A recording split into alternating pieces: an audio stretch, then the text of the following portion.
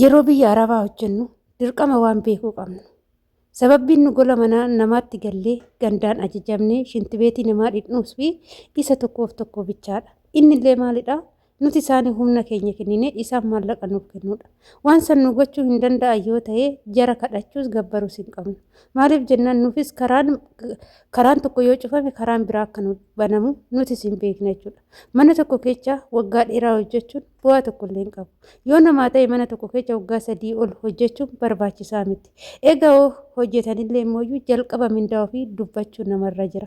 Egaa shamaa harka fuunee kabajamtootaa fi daawwattoota hordoftoota keenya. Nageenyi koo kan jaalalaa fi kabajaa bakkaa fi lafarta isiniif haa baay'atu. Anis obboleettiin keessan bakkaa fi lafan jirutti Waaqayyoof galannaa ga'u nagaa fayyaa kootidha. Egaa viidiyoo kana isin fayyada yoo ta'e laayik sheer gochuudhaan hanga xumuraa dhaggeeffadhaa. Obboleettii keenya tokkorra waan ga'e waan isheen taate waan ishee mudate isinirra akka hin geenye viidiyoo kana hanga dhumaatitti hordofaa isiniin jechuun asumarraan affeerraa kooti. Egaa akkas ture obboleettiin keenya tokko maal gootee mana tokko naannoo waggaa 8 hojjette jechuudha.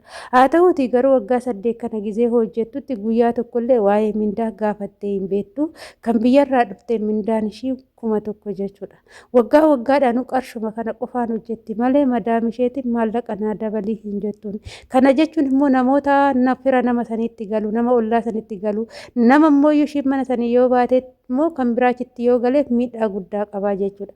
Egaa ishii waa'ee kana hin gaafanne haa ta'u ishiin gaafa mana sanii baatee galtu immoo kan biraa takkaamtee dhuftee jira. Isheen kan biraa kun gizee achitti galtutti gaafa waggaa 2 kontiraata ishee fixattu madaam isheetiin ani kontiraata koo fixadheen jira waan ta'eef mindaa wal fakkaataadhaan hin hojjedhu. Kanaafuu mindaa koo naa dabali yoo mindaa koo naa dabalte ani immoo mana kee qaxxaleen hojjedhaa jettee gaafatti. Yeroo kana madaamiin ishii maal hojjetteen gaariidha isinitti fakkaate. Mindaa dabaluun hin jiru. Kanaan dura kan na bira hojjettee sarraatenyaa Itoophiyaati. Mindaa odoo hin dabaliniif waggaa 8 mana kan koo hojjette. Binduma 1,000 qofaan hojjette malee ani neeraat akka hin daballeefi. Kanaafuu sarraatenyoonni mana obboleettii kiyyaa jiru kan akka mana warra isaa jiru kan mana ekelee jiru minduma wal fakkaataadhaan waggaa 5 waggaa 4 waggaa 6 hojjetanii. Kanaafuu ateechaa fuutee mindaa naa dabali jettee marsii deebisteef jechuudha sarraatenyaa tanaafi. Micayyoon immoo baay'ee goobaziidha. Innaa jennaan isaan agasii yoo hojjetan ani gatii koo gadi buusuu hin danda'u. Hiyyaa eda shoqolatti nafsirraatiif anama biddi shoqol nafsirraatiif eda tebiin tiziidin eda maattebiin raja'e maktab jetteen sinii galee jechi kun. Yoo na barbaadde mindaa koo naa dabali yoo na barbaanne gara biirootti na deebisi malee ani gatii koo gadi buusuu hin barbaadu. Kanaafuu yoo mindaa naa dabaltee mana kee akkan qaxxaluu barbaadde naa dabale siif hin dabalu yoo jette anis immoo mana keetitti qaxxalee waggaa 3ffaa hojjechuu hin qabu jetteen. Jennaan kunumti kan maaliti waan dhaga'ee hin beekne waan argee hin beekne akkamitti natti fiddaa. Sarraatenyaan mana koo hojjettu waa'ee mindaa na gaafattee hin beektu yeroo jettuun micayyoon immoo ergasuu anis immoo birriin barbaadan haadhaaf abbaa koo gadhiisee dhufe malee jireenya barbaadan nyaataaf dhugaatii mana keetitti miti. Na dabaluu erga hin dandeenye kan biyyatti na galche kan biirootti na deebisa ani carraa koo carraa biraan barbaaddadha jetteen. Egaa madaamii yeroo kanatti meeqa barbaadda siin dabala jennaan akka seera biyyattiitti akka seera Saudi Arabiyaattis ta'e Dubaayittis waggaa 2 kontiraata yoo fixatanii qarshii 200 naa dabalii jetteen. Yeroo kana madaamii qaxgootee 200 ishee dabalteefi jechuudha. Wanni kana isiniin jechuuf barbaade mana tokko yeroo hojjettanitti wanni si sodaachisu hin jiru jechuudha. Mindaa irratti qaldii tokkollee hin qalladina. Ananaa ajaa'ibee jechuudha. Inna isinis maallaqa barbaada isaanis humna keenya barbaada lamaan kun ol bira deema. Kanaaf kontiraata keessan fixan taanaan gidda afaan beektanii gaafa biyyaa dhuftan 200 yoo isiniin kaffalle jaar hin hojjetina jechuudha. 1,000 yoo isinii kennan mindaa keessan biirootti nu deebisan birri kanaan hin hojjennu jedhaan warra biirootti illee jabaasaati kan maaltu 1,000 hojjenna hojiin mana isaanii akkas jedha afaan hin beektu hojiin beektu yoo ta'e yoo addisii taatan immoo 1,000 haga waggaa 2 fixanitti gaafa waggaa 2 xumurtanii afaan bartanii hojii bartan immoo 1,200 keessan argattu jechuudha. Biyya kamittuu Dubaay isaa ta'uu Saudi isaa ta'uu waan garuu nyaata hojjechuudha. Kasinirraa barbaachisu hojii isaanii keessa nyaata hojjechuudha. Ijoollee keenya mana tokko yeroo hojjettanitti nyaata hojjechuu baradhaa jechuudha. Nama fayyadan nyaata hojjechuun baay'ee hagana kan hin jedhamne nama fayyada. Kanarratti kanaaf immoo hojii irratti isin hojii tokko dalagaa tokko siraataan dalagduu maaragaan hojjettu yoo ta'e hojii keessanitti madaaminni gammaddu yoo ta'e wanta isin hojjettanitti ijoolleen mana isaanii keessattu madaamota caala ijoolleen isaanii nyaatatti hojjettutti hin gammadu yoo ta'e hojii keetitti hin gammadu yoo ta'e mindaa kee waggaa lamaa kee kontiraata fidnaan sii dabaluu qabu. Saniin booda waggaadhaan sii dabalu jechuudha. Kontiraata waggaa lama erga fixxeen boodatti waggaadhaan immoo mindaa kee sii dabalchiifachuu qabda jechuudha.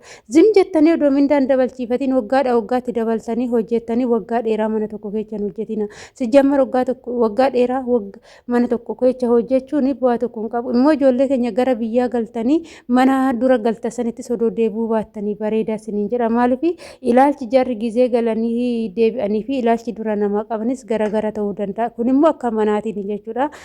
Gaariin illee jiraachuu danda'a. Kana murteessuu hin danda'anii jechuudha. Haa ta'u garuu gara maallaqaatiin haadha abbaa biyya maatii ijoollee mana hunda isaatu gannee kan biyyaa dhufne bar maallaqa barbaadu fi waan ol sobnu tokkollee hin qabnu jechuudha. Ani maallaqa hin barbaadu ani birrii nomaa naan godhu waan na fayyaadha warroonni jettan fayyaa gaditti illee immoo mana jirtasan mindaa sin madaaluuf sin fakkaatu yoo namaan kaffalamne nama aarsa jechuudha. Anamma akka waleetitti jechuudha.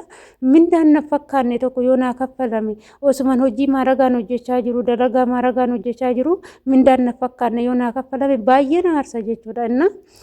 Kana daraa keessan obboloota kooyi maaliif warroota nu duuba dhufaniif illee jechuudha. Miskiinota amma mana ani jiru kanatti yeroo isaan mindaan akka naa dabalamu yoo hin barsiifne jara kana sarraatinyaan ana duuba immoo aantee mana kana dhuftu immoo miidhamtuu taati jechuudha.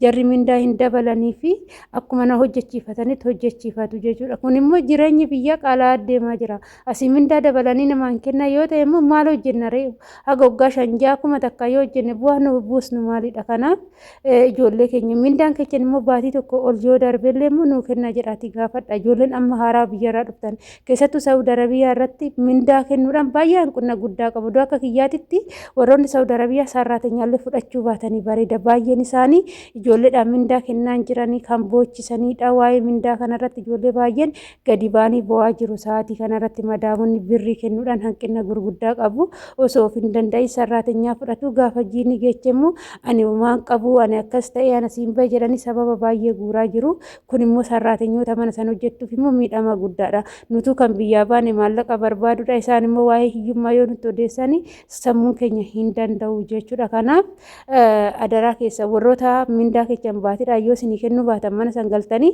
biiroo keessanitti dawwaltanii biiroo keessan dirqama beeksisuu qabdu jechuudha. Maaliif jennaan namni tokko mindaan isaa baatiidhaan harka isaarra gahuu qaba waan ta'eef isiniin jedha dogongora nuti warri sun dura jiru dogongorree gorsa dhabuudhaan yaada dhabuudhaan dogongora guddaa dogongorree jirra nuyyuu dogongora guddaa dogongoree jira jechuudha. Dogongora keenyarraa immoo isin baradhaati mindaa keessan jararratti hin dhiisina baatiidhaaf fudhadhaa akkasumas kontiraata keessa yoo fixattan sodaa tokko malee waa'ee mindaa keessanii gaafadhaa isiniin jechuun asumarraan affeerraa kooti.